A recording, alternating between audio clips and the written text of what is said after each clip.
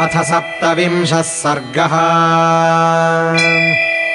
खरन्तु रामाभिमुखम् प्रयान्तम् वाहिनीपतिः राक्षसस्त्रिशिरा नाम सन्निपत्येदमब्रवीत्।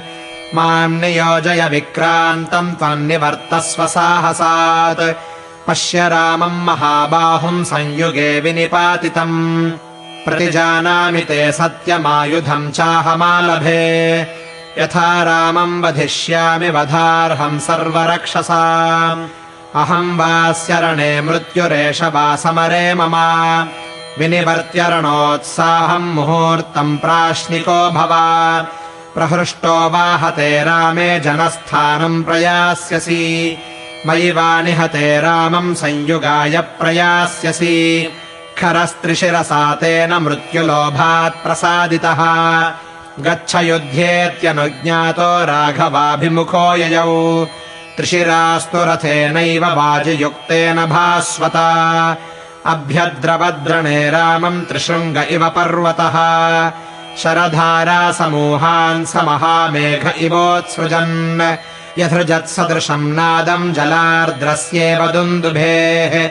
आगच्छन्तम् त्रिशिरसम् राक्षसम् प्रेक्ष्य राघवः। धनुषा प्रतिजग्राह विधन्वन् सायकाञ्छितान्। ससम्प्रहारस्तु मुलो राम त्रिशिरसोस्तदा। सम्बभूवाति बलिनो सिंहकुञ्जरयोरिव। ततस्त्रिशिरसा बाणैर्ललाटे ताडितस्त्रिभिः। अमर्षि कुपितो रामः संरब्ध इदमब्रवीत्। अहो विक्रमशूरस्य राक्षसस्येदृशम् बलम्। पुष्पैरिव शरैर्योऽहम् ललाटेऽस्मि परीक्षतः। ममापि प्रतिगृह्णीष्व शरांश्चापगुणाच्युतान्। एवमुक्त्वा सुसंरब्धः शराणाशीविशोपमान्। त्रिशिरो वक्षसि क्रुद्धो निजघान 14। चतुर्भ्यस्तुरगानस्य शरैः सन्नतपर्वभिः। न्यपातयत तेजस्वी चतुरस्तस्य वाजिनः। अष्टभिः सायकैः सूतम् रथोपस्थेऽन्यपातयत्। रामश्चिच्छेदबाणेन ध्वजम् चास्य समुच्छ्रितम्। ततो हतरथात् तस्मादुत्पतन्तम् निशाचरम्। चिच्छेद रामस्तम् बाणैर्हृदये सोऽभवज्जडः।